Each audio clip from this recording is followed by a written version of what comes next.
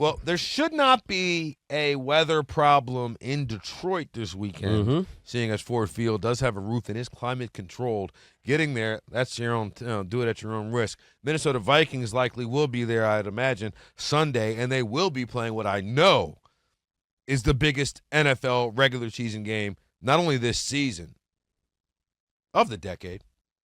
I'll say of the decade. Of the decade? Think about it. Regular season? Regular season. Regular season. Biggest regular season game in the last VJ, decade. it's for the 1 seed in the conference. And both teams have 13-plus wins. Both teams are going to finish the year with more than 27 wins. Yeah. Both teams are going to finish the year with less than 5 losses. I got to go on my brain, though, man. That's a bold statement you're making. It's for the 1 seed. It's I got for you. a bye, VJ. I know, but there's not. This is not happening. You know why it's not happening generally? Because generally you don't have 2 teams in the same division competing for a 1 seed. Most of the time, you'll have like if things was right and just in the world right now, it would be either the Lions or the Vikings and the Eagles competing for the 1 seed. That's how it should be. 2 teams, 2-14, and 2 teams. 2 teams defeat. One team from the East, one team from the North, or 1 team from the West, and 1 team from the South. But no.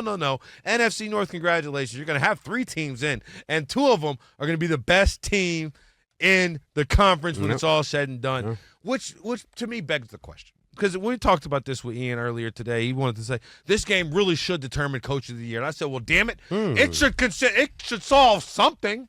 It should be something. It should be either Coach of the Year, MVP. Something has to be decided in this game besides the 1 seed, because you know what the rest of NFL America has been ignoring or not wanting to believe, because Sam Darnold saw ghosts 7 years ago on the sideline and Jared Goff got jettisoned away by Sean McVay. And, oh, my God, did you know that Aiden Hutchinson broke his leg 10 weeks ago? And if the Lions they were supposed to fall off a cliff. Guess what? They didn't. They're still here, and now they're playing for the 1 seed in the NFC tomorrow. Coach of the Year. Ian, I'm not mad at it. I'm not mad at it, but something. I think Dan Campbell can't win Coach of the Year because we expected the Lions to be this good. We expected the Lions to be this good. It does generally go to the surprise team, you know. This isn't a surprise team, though. The Lions aren't close to a surprise team. And Minnesota, remember now, I'm gonna pull a Martin. If you guys don't mind, I'm gonna pull a Martin real fast. Remember, my surprise NFC team this year, now, albeit before JJ McCarthy got hurt, was the Minnesota Vikings.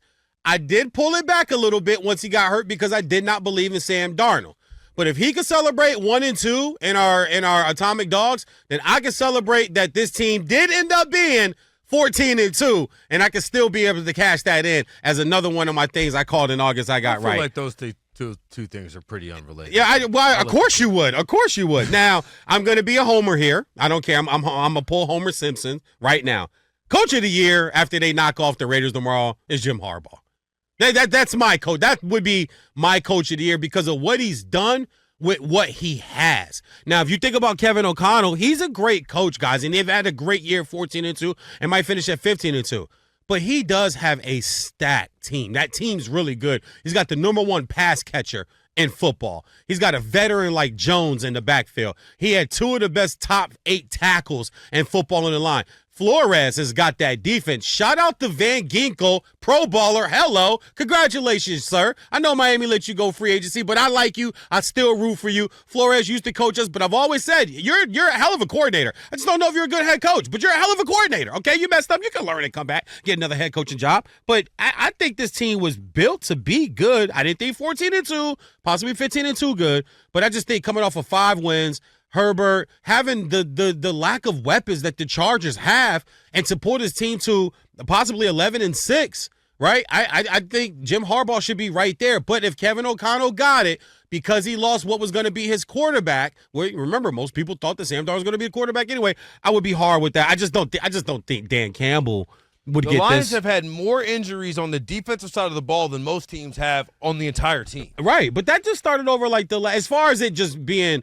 just a rainstorm of injuries. Just started players on injured reserve. I got you. Reminds me of the Ravens 2 years ago. Remember that when they had like 19 to start the season? By the way, 6 running backs they use. Guys, the current odds, Kevin O'Connell is actually minus 2,000 right now. Okay, so heavy favorite. So, but like I said, I don't have a problem with him winning it. I don't. But Campbell, dude, you're in the NFC Championship Campbell's game. plus 800, by the way. He's the next best odds. So that poses the question: is this deciding? Because what if Detroit just goes out there and blows Minnesota out? They can't. They gave up almost 30 to San Francisco with no weapons. That's the point, though. If their defense, if they do, okay. It just shows you how good of a coaching job was done. Where's Harbaugh on the list? What's his odds right now? He's down. Let's see. So O'Connell minus 2,000. Dan Campbell's plus 800. Okay. Then there's a big gap. Then it goes to Sean McVay, well, who's to be clear, plus 20,000. Minus 2,000 and plus 800 is Wow. also Yeah, that's the close. Grand That's Canyon. neck and neck for sure. So O'Connell's winning Coach of the Year. Well, I wouldn't say Campbell's out of it because it get plus 800. That's not like some. But that's a big swing. But here's the other thing, but they're too, the two VJ. teams playing. So one, yes, go ahead. This is one thing that we have to, as a public, right? We understand the odds better than Joe Public does. Yeah. Just because somebody is a favorite doesn't mean it's a lock. Now, minus 2,000 implies very heavily will be Kevin O'Connell. But the reason I bring this up is because Josh Allen being a minus 175 favorite for the MVP is not necessarily as ironclad as everybody makes it out to be. No. But and the next one being O'Connell is pretty high. minus 2,000. The next one plus 800. Dude, they'd have to win 42-0. Okay, honestly, to swing that now. And here's the thing. They're not blowing them out, so we can stop that. They're not blowing them out. That offense has got way too many damn weapons. Darnold's in his bag right now. I'll give him this year. You guys haven't heard me banging on Darnold this year. At one point, I let it go because I can't. The tape tells me, okay, he's got weapons. He's using. Hey, sometimes it takes a guy 6 or 7 years. Baker Mayfield, right? It's okay. It's fine. It's fine. Trent Green's another name I could throw out there. Sometimes it takes. Everybody can't walk in the NFL and be Andrew Luck and Peyton Manning, John Elway, Dan Marino, these guys. Everybody can't do that. Okay, it's a hard game to play. But I think this is almost as ironclad as it gets. If it's minus 2,000 to plus 800, dude, they'd have to. Like I said, I'd up the score. They got to win like 59-3. They got to punish them. My three would be Dan Campbell, Kevin O'Connell, and then Jim Harbaugh. But those three. The gap is minuscule. Like the gap would be just as Dan Campbell was able to meet the expectations after losing so many players. Right.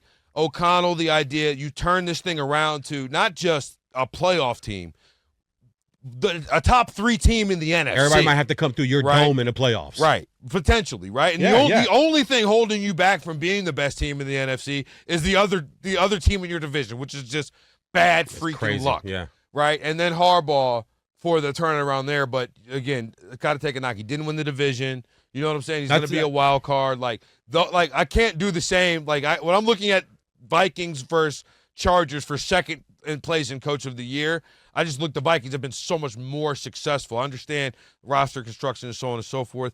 But I also think this. Coach of the Year the way they award it is stupid. It's because Sam Darnold should be close to, if he's not the odds-on favorite for comeback player of the year, that's who he should be. I get it that last year it was funny. Or funny is the wrong word. I didn't mean to say it like that. It was weird. That DeMar Hamlin did not win comeback player of the year and Joe Flacco did. That was an oversight. But we don't need one-year mistake to be a multi-year mistake. Yeah, don't make it a trend. Sam Darnold is the comeback player of the year and has an argument to be the MVP of the year, which means he should have locked up comeback player of the year. Absolutely. I agree with that. I'll tell you this, and I'll go even further with the Sam Darnold thing. He should get some MVP votes because of what he's done. The MVP is just about this year, guys. Okay, it's just I can't judge the past. I can't judge when he was with them bum ass Jets. I can't judge when he was in Carolina. I can't judge when he was in San Francisco. I can't judge none of that stuff. I can only judge what he did this year. And what he did this year is he's got his team at 14-2 and a chance to lock up the NFC North and the entire NFC. They all got to go through a dome. Here's another side tidbit about this too. We officially know now the NFC Championship game is going to be played indoors. So it's not going to be cold. It's not going to be in the elements. It's going to be indoors. All right. So that right there alone lets me know, all right, we're going to get the Super Bowl indoors. We're going to get the NFC Championship game indoors. The AFC Championship game is going to be outside, regardless of whether it's Buffalo or if it's Kansas City. But I don't mind O'Connell winning this. And my only thing about McVay being where he is that McVay is third is, once again, I had horrible. But Ian said that Vegas has him. He's the third best. Yeah, odds. he's next to plus 20,000. But there's actually a group of guys that are at plus 20,000. Plus 20,000. Yeah, they got no shot. That would be the upset of all. They upsets. got no shot, bro. Yeah, talk about put $100 on that. Put $100 on that bet right there, man. But I have no problem with O'Connell, and it's simply because Sam Darnold wasn't supposed to do this, guys. We know that, but he did it.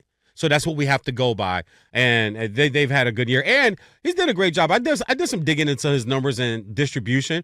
It wasn't just Justin Jefferson. He's really spreading the ball around. Justin Jefferson has quietly had a substandard's too strong. Yeah. But he has not been torching the league as he has in past years. But at the same time, too, defenses are keying in on him. And it is your quarterback, your offensive coordinators. It is your responsibility to find ways to get the ball into your other guys' hands. Something that I don't think my Dolphins have done. Yeah, Jonnu Smith, okay, cool, but that's a tight end. You got to find a way to get it to another, speedster guy's hand, another skill guy that can really make things. Breaking tackles is cool, but I'd much rather have my guys outrun everybody than have to break tackles all the time, because sooner or later, that's going to wear down on your body. But I'm not mad at Kevin O'Connell. If Kevin O'Connell wins this thing, I'll be cool with it. But this game tomorrow, and I know we'll do this in our picks and stuff, but Detroit's not going in here and blowing this thing out, guys. They don't have enough defensive guys. They're going to have to score 35 to 40 points every playoff game to win. They will not win a playoff game 17-21. They Calvin won't. Austin fumbled a kickoff or a punt return. I think it was a kickoff. And Cincinnati got the ball deep in their own red zone. And now it looks like a 3-and-out. That's going to be a three. Wait, is that defense or offense? Holding on the. Oh, that's actually a fumble right now. That's a fumble. Yeah, that's a fumble. But it's holding on the defense. That's wow, brutal. That's crazy. Since Pittsburgh had just about forced a 3-and-out, Corey Trice holds Jamar Chase on the same play on third down where T.J. Watt strip sacked Joe Burrow. Should have been Pittsburgh ball at worst. Should have been a Cincinnati field goal attempt from about 15 yards back from where they are right now.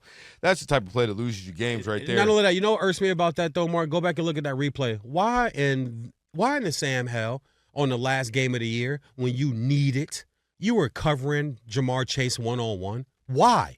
Why? Like, why? It makes no sense. He's that good. And then Deshaun Tomlin on the screen. Yes, you, sir. Like, come on, man. That makes no – that's why your defensive backs got to grab him, because you're asking him to guard, in my opinion, the second best receiver in football one-on-one. That's not fair to ask that kid to have to do that. And Jamar Chase puts a shake on him. He's got no choice but to reach out and grab his waist.